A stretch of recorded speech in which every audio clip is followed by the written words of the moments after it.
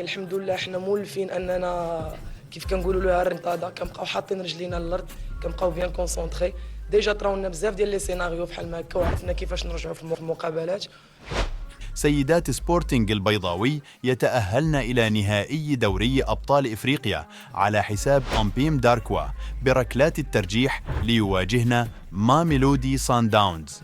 كم أنتن رائعات، وتلك الشجاعة في الملعب أوصلتكن للنهائي الإفريقي في واحدة من أكبر مفاجآت الدورة. كانت الرغبة واضحة والجرأة ظاهرة سواء خلال مجريات المباراة أو خلال الضربات الترجيحية.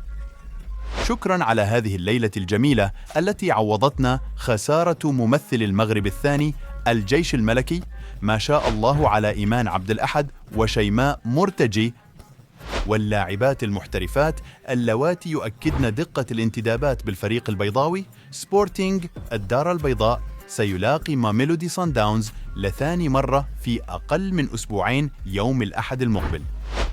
بالتوفيق لممثل المغرب في مباراته النهائية، وكذلك التوفيق لسيدات الجيش الملكي في مباراة الترتيب. والأهم من ذلك هو أن الكرة المغربية بخير وأن حاضرة في كل النهائيات.